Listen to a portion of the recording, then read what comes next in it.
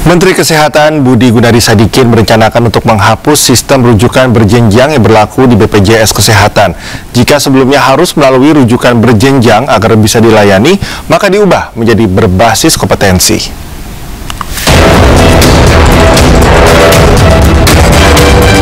Menteri Kesehatan Budi Gunadi Sadikin mengungkapkan pihaknya berencana untuk mengubah sistem rujukan bagi pasien BPJS Kesehatan menjadi sesuai kompetensi layanan yang dibutuhkan pasien.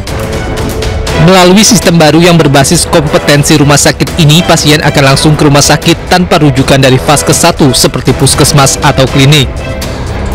Aturan baru ini bertujuan agar pasien tidak perlu bolak-balik antar rumah sakit untuk mendapatkan penanganan. Nanti kita nggak akan membagi tipe A, tipe B, tipe C, tipe D, tapi kita akan bagi berdasarkan kompetensinya. Jadi kalau orang sudah diperiksa misalnya di puskesmas, oh dia perlu dipasang ring gitu jantungnya, itu nggak usah harus ke tipe D dulu, oh dicek tipe D nggak bisa pasang ring, lagi tipe C nggak bisa pasang ring, langsung ke tipe D, dia akan langsung masuk ke tipe D. Jadi buat pasien akan jauh lebih cepat prosesnya. Anyway dia akan masuk ke tipe B kan, justru akan mengurangi antrian pasien di tipe D dan tipe C karena nggak usah menjalani 3 rumah sakit, dia langsung ke rumah sakit. Dampak ke keuangan BPJS seperti apa? Harusnya lebih sedikit karena BPJS bayarnya langsung ke rumah sakit terakhir kan, nggak usah ke 3 kali rumah sakit. Menurut Budi Gunadi, perubahan ini akan memberikan keuntungan bagi masyarakat dan menghemat pengeluaran BPJS. Langkah ini dinilai lebih manusiawi sekaligus efisien secara pembiayaan. Dari Jakarta, Tim Liputan iNews melaporkan. Pemirsa, ratusan warga Banjarmasin antusias mengikuti terapi sel generatif dalam rangka Hari Kesehatan Nasional. Terapi yang biasanya bernilai jutaan rupiah ini diberikan secara cuma-cuma. Terapi sel generatif diklaim dapat membantu memperbaiki dan meregenerasi jaringan tubuh yang rusak. Dalam kegiatan sosial ini, penderita penyakit kronis seperti diabetes, stroke hingga autoimun mendapat pengobatan langsung secara gratis. Bakti sosial tersebut sekaligus mencatatkan rekor muri sebagai pemberian terapi sel generatif gratis terbanyak di Indonesia. Nantinya ditambah pengobatan di tahun depan bisa bekerja sama dengan Gubernur atau Bupati Kabupaten Banjar dan Gubernur Kalimantan Selatan untuk bisa berkolaborasi menciptakan, menambah pengobatan gratis ini yang tadinya 100 mungkin 500, ya siapa tahu itu bisa terrealisasi di tahun depan. Pemirsa, ribuan warga dari berbagai daerah di sekitar kota Kediri, Jawa Timur mengikuti Fun Run 3 km dan 5 km. Dalam kegiatan ini juga diselenggarakan bakti sosial kesehatan gratis untuk masyarakat.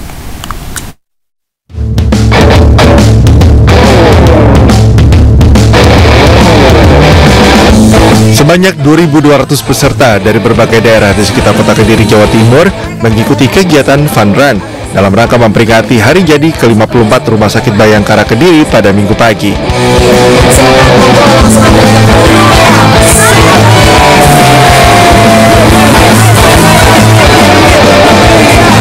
Dengan Fun Run ini, Rumah Sakit Bayangkara Kediri mengajak seluruh lapisan masyarakat untuk senantiasa menjaga kesehatan dengan rutin menjalankan olahraga.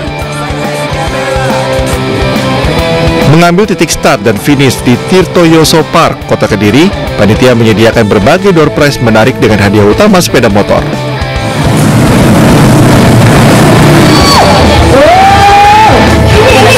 Masyarakat Kediri dan sekitarnya senang lari, kita kemas dalam bentuk Fun Run dan pasti kesehatan Rumah Sakit Bayangkara Kediri dalam rangka memperingati hari ulang tahun Bayangkara Kediri yang ke-54. Jadi alhamdulillah semua bisa sehat dengan lari dan juga ada pelayanan kesehatan gratis untuk peserta dan warga yang. Tak hanya itu, dalam kegiatan ini juga diselenggarakan bakti kesehatan gratis mulai dari pemeriksaan gigi hingga pengobatan talasemia. Kegiatan ini juga menjadi ajang kebersamaan sekaligus sarana mempererat tali silaturahmi persaudaraan antar masyarakat dan Rumah Sakit Bayangkara Kediri. Tim Liputan iNews melaporkan.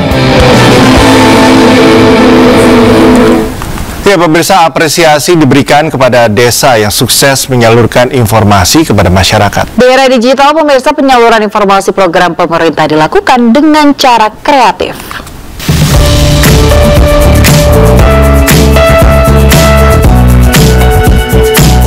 Gelaran Akbar Festival Komunitas Informasi Masyarakat Kim Fest Nasional 2025 berlangsung sukses di Kota Tangerang, Banten. Pada puncak malam penanugerahan Kim Fest 2025, Kim Tangguh, Kelurahan Mantaos, Kecamatan Banjarbaru Utara, Banjarbaru, Kalimantan Selatan, berhasil mengukir prestasi gemilang dengan menyabet gelar Komunitas Informasi Terkreatif 2025. Selain berhasil menyabet gelar Kim Terkreatif, delegasi Kalimantan Selatan juga menampilkan pertunjukan budaya berupa tarian kreasi Gentur Baramean khas masyarakat Dayak Halong, Kabupaten Balangan untuk menghibur para pengunjung Kim Fest 2025. Kenapa kita harus ikut Kim Festival? Kita ini kan ingin mendorong teman-teman Kim yang ada di kelurahan atau desa itu tetap bersemangat untuk menyebarkan informasi tentang program dan kegiatan dari pemerintah ya, karena mereka memang kita jadikan perpanjangan tangan untuk diseminasi informasi komunikasi publiknya pemerintah. Nah, jadi harus ada stimulus-stimulus bagi mereka supaya mereka itu tetap semangat untuk melakukan diseminasi informasi itu, salah satunya dan melalui penghargaan seperti ini, melalui kompetisi. Kim Fest Nasional 2025 dihadiri delegasi dari sejumlah provinsi lainnya seperti Jambi, Yogyakarta, Kalimantan Tengah, Kalimantan Timur, Jawa Barat, Jawa Timur, dan tentu saja Banten sebagai tuan rumah. Direktur Jenderal Komunikasi Publik dan Media Komdigi, Vivi Alida Yahya, menyampaikan bahwa Kim Fest tidak hanya membahas program digitalisasi, namun juga menyediakan pertukaran informasi antar daerah. Dari Tangerang, Banten, Sukron iNews melaporkan. Pemirsa, laga persahabatan digelar antara timnas Palestina melawan Basque Country di Stadion San Mames, Bilbao, Spanyol pada Sabtu waktu setempat. Hasil penjualan tiket laga tersebut disumbangkan untuk organisasi kemanusiaan di Gaza.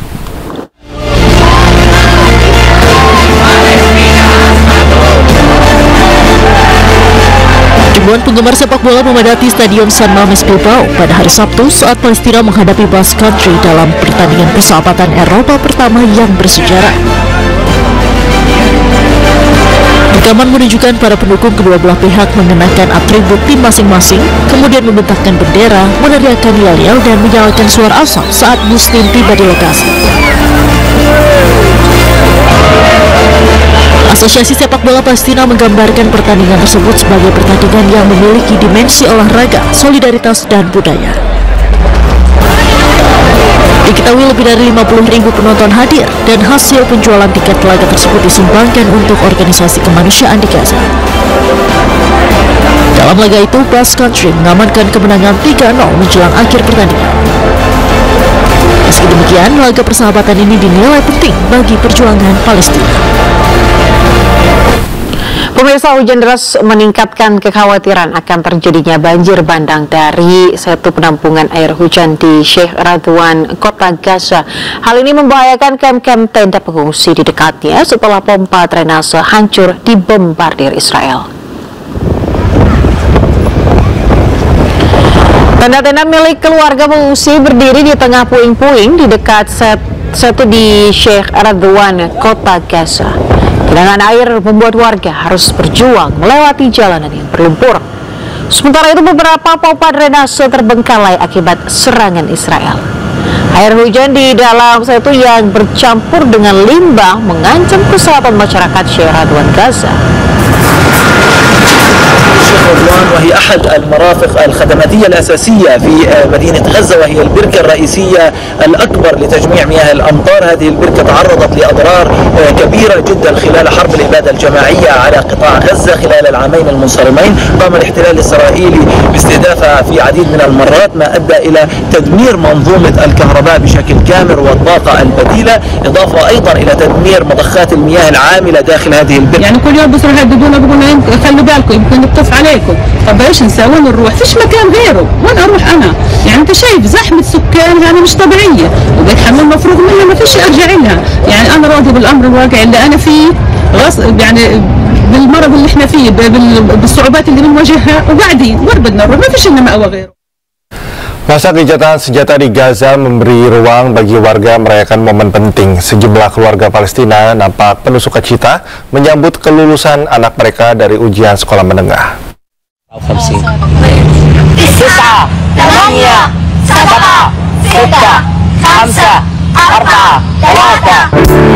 Rona bahagia terpancar dari sejumlah keluarga Gaza yang tengah merayakan kelulusan putri mereka dari ujian taujihi atau sekolah menengah. Meski kondisi di Gaza Palestina belum sepenuhnya pulih, suasana hangat terlihat pada perayaan sederhana tersebut. Para orang tua terlihat bangga memeluk anak mereka, sementara para kerabat turut memberi ucapan selamat. Meski tidak dengan pesta besar, namun perayaan sederhana penuh haru dan tawa cukup membuat momen ini terasa spesial. Para siswa pun menyampaikan rasa syukur mereka karena bisa menyelesaikan ujian di tengah situasi yang berubah-ubah di Gaza selama beberapa bulan terakhir. Gencatan senjata yang tengah berlangsung kini membuat mereka bisa merayakan keberhasilan dengan lebih tenang. Perayaan kecil dari 3 keluarga ini menunjukkan semangat, optimisme, serta harapan warga Gaza terhadap masa depan generasi muda mereka.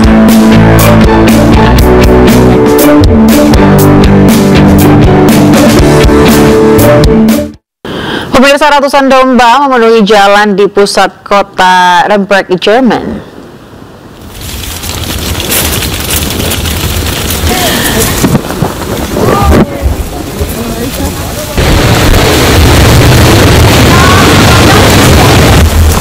Ya, pemirsa, fenomena menarik terjadi di kota Nuremberg, Jerman ketika ratusan kawanan domba berbaris di jalan. Dan pasti domba ini merupakan tontonan populer yang terjadi setiap tahun menjelang musim dingin tiba. Hal ini juga menarik para wisatawan yang berhenti sejenak untuk melihat aksi kawanan domba. Ratusan domba ini merupakan milik peternak yang digembalakan untuk memelihara di padang rumput dan ruang hijau di seluruh kota. Domba-domba ini akan berjalan menempuh jarak 10 km dengan melewati beberapa tempat seperti alun-alun kota hingga pusat pasar rakyat. Nuremberg adalah satu-satunya kota di Jerman yang di mana ratusan domba diberdayakan untuk menjaga kualitas ruang hijau kota. Ini ist natürlich wichtig für die Landschaftspflege, für die Artenvielfalt, für die Biodiversität.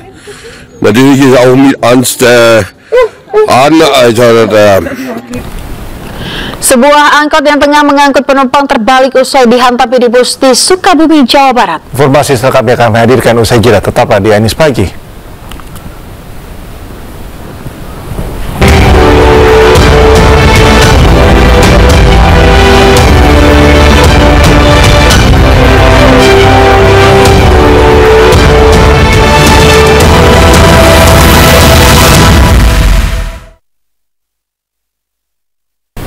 Tak mampu menguasai medan saat melintasi turunan tajam dan sempit, sebuah mobil terjun bebas ke jurang sedalam 40 meter di Dusun Trawangi, Banyu Biru, Kabupaten Semarang, Jawa Tengah. Meski korban selamat dari maut, namun proses evakuasi berjalan dramatis.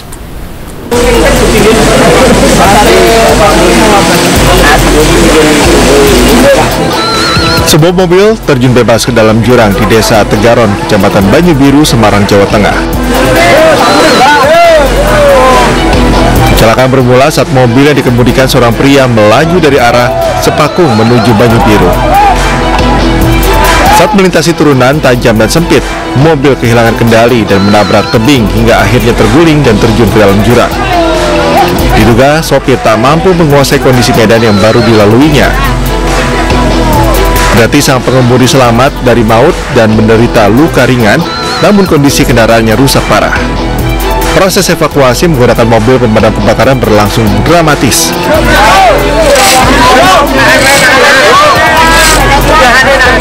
Puluhan warga bahu-membahu menarik tambang agar bisa mengangkat mobil dari mulut jurang. Dari Kabupaten Semarang, Jawa Tengah, Luri Salulu, iNews melaporkan.